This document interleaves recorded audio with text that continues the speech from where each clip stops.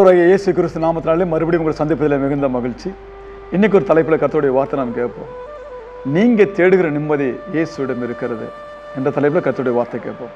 இந்த உலகத்தில் இன்னைக்கு நம்ம பார்த்தோம்னா அநேக மனிதர்கள் மரித்து போகிறதுக்கு காரணம் என்ன?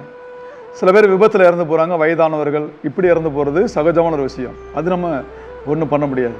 ஆனால் தற்கொலை பண்ணிக்கிறவங்க எத்தனை பேர்? ஒரு நாளைக்கு எப்படி பார்த்தாலும் தினசரி நியூஸில் பார்க்கும்போது ஒரு பக்கத்தில் எடுத்துக்கிட்டால் ஒரு பக்கத்தில் ஒருத்தர் தற்கொலை பண்ணி கொண்ட மாதிரி இருக்கும். இப்போ பேப்பரில் 6 பக்கம் இருக்குன்னா 6 பக்கத்தில் 6 பேர் அந்த மாதிரி போட்டிருப்பாங்க. நமக்கு தெரிஞ்சது இவ்வளவு, தெரியாமல் எத்தனை இருக்குதோ, எத்தனை இடத்துல நடந்துட்டு இருக்கு. இந்த தற்கொலைக்கான காரணம் என்ன? அவன் நிம்மதி இல்லாத சூழ்நிலை அவனா என்ன செய்ய ஏற்படுத்திக் கொள்கிறான். இனிமேல் இந்த காரியத்தில் ஒன்றுமே பண்ண முடியாது, இந்த காரியத்தில் நமக்கு யாரும் உதவி பண்ண மாட்டாங்க, நம்முடைய நேரம் அவ்வளோதான், நம்முடைய வாழ்க்கை அவ்வளோதான், நம்முடைய பிரயாசம் அவ்வளோதான், எல்லாரும் நம்மளை கைவிட்டுட்டாங்க அப்படின்னு சொல்லி என்ன செய்யறான், தன்னைத்தானே அவனாகவே ஒரு முடிவு எடுத்துக்கொண்டு என்ன செய்யறாங்க, அந்த தவறு பண்றாங்க. ஆனால் பைபிள் வேதவசனம் சொல்லுது பாருங்க, ஏசாயா 26ஆம் அதிகாரம், ஏசாயா 26ஆம் அதிகாரம் 3ஆம் வசனம் வாசி பார்த்தீங்கன்னா, உம்மை உறுதியாய் பற்றி கொண்ட மனதுடையவன் உம்மையே நம்பி இருக்கிறபடியால் நீர் அவனை பூரண சமாதானத்துடன் பாதுகாத்து கொள்வீர். உம்மை உறுதியாய் பற்றி கொண்ட மனதுடையவன் உம்மையே நம்பியிருக்கிறபடியால் நீர் அவனை பூரண சமாதானத்துடன் காத்து கொள்வீர். பாருங்க, வேதம் சொல்லுது உம்மை உறுதியாய் பற்றி கொண்ட மனதுடையவன். அதாவது ரொம்ப பேர் சபைக்கு சர்ச்சுக்கு வர்றவங்க கூட ரொம்ப பேர் தற்கொலை பண்ணிக்குவாங்க இல்லையா, நம்ம பார்த்துருக்குறோம். ஆனால் ஏன் அவங்க தற்கொலை பண்ணிட்டாங்கன்னா ஆண்டவர் உறுதியாக அவர் என்ன செய்யலை, பற்றி கொள்ளலை. அப்போ தேவனை உறுதியாக பற்றி கொண்ட ஒரு மனுஷன் எந்த சூழ்நிலை என்ன செய்ய மாட்டான், அவன் என்ன செய்ய மாட்டான், தற்கொலை பண்ணிக்கொள்ள மாட்டான். அப்போ தற்கொலை ஏன் பண்ணி கொள்றாங்க அப்படின்னா, இதுக்கு மேலே நமக்கு உதவி பண்ணுறதுக்கு ஆட்கள் இல்லை, இதுக்கு மேல் நமக்கு உதவி செய்யறதுக்கு யாருமே கிடையாது, அவ்வளோதான் முடிஞ்சு போச்சு, இந்த கடன் பிரச்சனை வெளியே வர முடியாது, இந்த வியாதியிலிருந்து வெளியே வர முடியாது, எல்லாரும் நம்மளை கேவலமாக பார்க்குறாங்க, ஏளனமாக பார்க்குறாங்க, சொந்தக்காரங்க நம்ம அற்பமாக பார்க்குறாங்க நினைச்சுறாங்க. அப்படிப்பட்ட ஒரு விஷயங்களை நினைத்து கொண்டு அவங்க தற்கொலை பண்ணிக்கிறாங்க. சில நாட்களுக்கு முன்னாடி ஒரு செல்ஃபோனில் ஒரு வீடியோ ஒன்று பார்த்தேன். அது பாம்பன் பாலம் மாதிரி ஒரு பெரிய பாலம் இருக்குது. அந்த பாலத்தில் அனுப்பிச்சிடான் ஒரு மனுஷன் காரை கொண்டு வரான், நிப்பாட்டிட்டு கதவை திறந்துட்டு நேராக போயிட்டு அந்த மேலேருந்து கீழே கடலில் குதித்து அவன் செத்து போகிறதை பார்க்குறோம். அங்கே இருக்கிற அந்த கேமராவில் பதிவே இருக்குது. அந்த வீடியோ பார்க்கும்போது ஆச்சரியமாக இருந்துச்சு. நல்ல கார் இருக்குது, நல்ல வசதிகள் இருக்குது, நல்ல வீடு, மனைவி, பிள்ளைங்க எல்லாம் இருக்கிறாங்க. ஆனாலும் என்ன செய்கிறாங்க, செத்து போகிறாங்க. காரணம் என்னென்னா, ஏதோ ஒரு சூழ்நிலையில் இந்த சூழ்நிலையிலிருந்து என்னை யார் விடுவிக்க கூடும், என் வாழ்க்கை அவ்வளவுதான், இனி இதிலிருந்து நான் வெளியே வர முடியாது, ஒரு கேவலமான சூழ்நிலை உண்டாயிட்டது என்ன செய்றாங்க, தன்னைத்தானே நிதானித்து தீர்மானிச்சுட்டு என்ன செய்றாங்க, தவறான முடிவுகள் எடுக்கிறாங்க. இப்படிப்பட்டவங்களுக்காக தான் இயேசு கிறிஸ்து மரித்தார். நம்ம பாவம் பண்ணாமல் இருக்கணுன்றதுக்காக தான், நம்ம சாகாமல் இருக்கணுன்றதுக்காக இயேசு என்ன செய்றார், நம்முடைய பாவங்களுக்கு அவர் மரித்தார். நல்ல கவனமாக கேளுங்க. யோபுவின் வாழ்க்கை நம்ம பார்க்குறோம், அடி மேல அடி. ஒரு பெரிய கோடீஸ்வரன் திடீரென்று ஒரே நாளில் நடு தெருவுக்கு வந்தான். சாத்தானுடைய அத்தனை சொத்துக்களையும் அழித்தான்.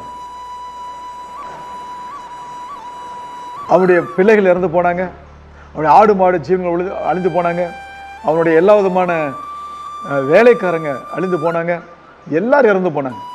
ஆனாலும் அவனுடைய சூழ்நிலையில் ஒரு நாளும் தேவனை தூசிக்கவே இல்லை. வேதம் சொல்லுது, யோபு 1ஆம் அதிகாரத்தில் 13 to 22 வரைக்கும் வசனங்கள் சுருக்கமாக நம்ம பார்க்கும்போது அது உள்ள சுருக்கமான வசனங்களை சொல்கிற பாருங்க. ஒரு மனுஷன் துக்க செய்தியை கொண்டு வரான், துக்க செய்தியை கொண்டு வந்து சொல்லிட்டு இருக்கிறான். அவ்வளோதாங்க, எல்லாம் மிருக ஜீவங்கள் அழிஞ்சு போச்சு. அப்படி சொல்லிட்டு இருக்கும்போது இன்னொருத்தன் வர்றான். ஒட்டங்கள் எல்லாம் ஒருத்தன் கூட்டு போயிட்டான், எல்லாம் ஓட்டிட்டு போயிட்டாங்க. அவன் சொல்லிட்டு இருக்கும்போது இன்னொருத்தன் வர்றான். அவன் சொல்லிட்டு இருக்கும்போது இன்னொருத்தன், இப்படி வரிசையா சொல்லிட்டே இருக்கிறாங்க. கடைசியா ஒரு சொல்றான், உன் பிள்ளைங்க எல்லாம் செத்து போயிட்டாங்க. இந்த சூழ்நிலை யோபுக்கு மொத்தம் எத்தனை பிள்ளைங்க? 10 பிள்ளைங்க. 10 பிள்ளைங்க ஒரே நேரத்தில் இறந்தா உங்களால் தாங்கிக்க முடியுமா? உங்க பிள்ளைங்க திடீர்னு ஒரு 2 பேர் ஒரே இடத்துல இறந்துட்டாங்க, உங்களால் தாங்கிக்க முடியுமா? வீடு இடிஞ்சு போச்சு, சொத்துக்கள் அழிஞ்சு போச்சு, உங்க சரீரம் முழுவதும் நோயா இருந்தா நீங்க தாங்கிக்க முடியுமா? இதுக்கு மேல எதுக்குடா வாழணும், அப்படிதான் யோசிப்பீங்க. ஆனா யோபு அப்படி செய்யல. அவன் செஞ்சதெல்லாம் கர்த்தர் கொடுத்தார், கர்த்தர் எடுத்தார், கர்த்தருக்கு ஸ்தோத்திரம். அந்த யோபு 1ஆம் அதிகாரம் 20 யோபு 1ல் 22 வசனம் வாசிக்கும் போது யோபு தரையில விழுந்து பணிந்து நான் நிர்வாணியாய் வந்தேன், நிர்வாணியாய் மண்ணுக்குள் திரும்புவேன். கர்த்தர் கொடுத்தா, கர்த்தர் எடுத்தார், கர்த்தருக்கு சோத்திரம். அதை மனசை திடப்படுத்தி கொண்டான். சாகுறனால ஒரு பிரயோஜனம் கிடையாது. தேவனுடைய கருத்துல ஒப்பு கொடுத்துட்டான். சொத்துக்கள் அழிஞ்சது, வீடு வாசல் அழிஞ்சது, பிள்ளைங்க அழிஞ்சாங்க, கோடீஸ்வரன் நடுத்தருக்கு வந்தான், உடம்பெல்லாம் வியாதி ஆயிடுச்சு.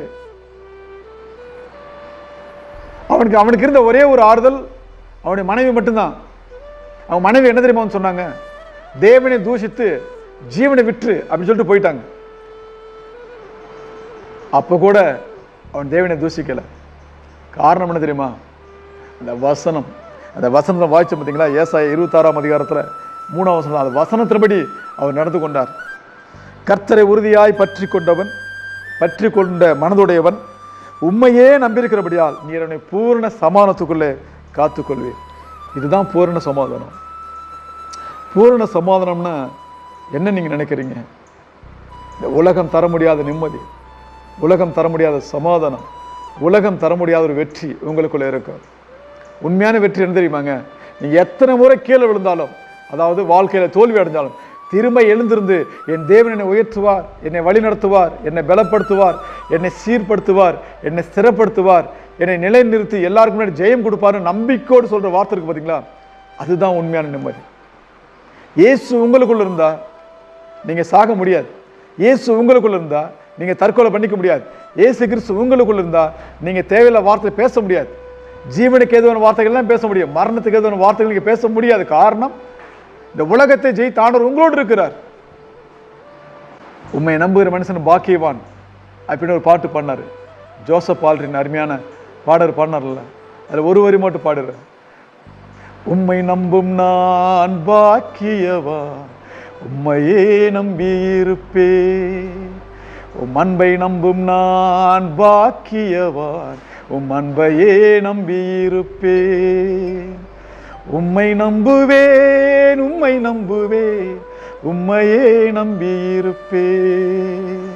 உம்மை நம்புவேன், நான் உம்மை நம்புவேன், உம் அன்பையே நம்பியிருப்பேன்.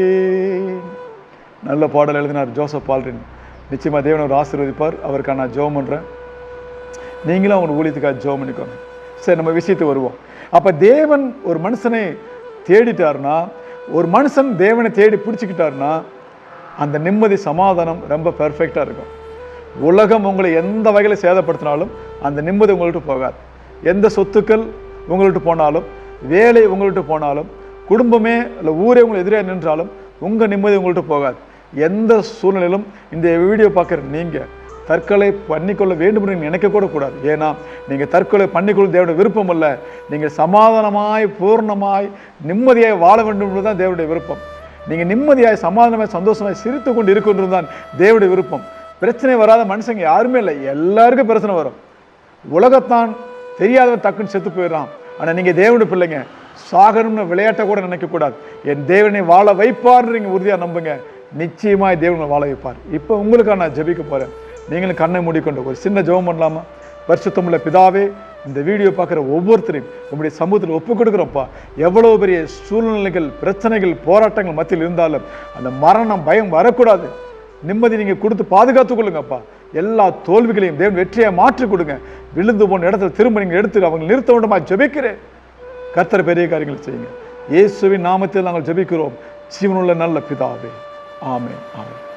மீண்டும் இன்னொரு வீடியோ சந்திக்க வரைக்கும் உங்களது விடைபெறுகிறேன். நன்றி, வணக்கம்.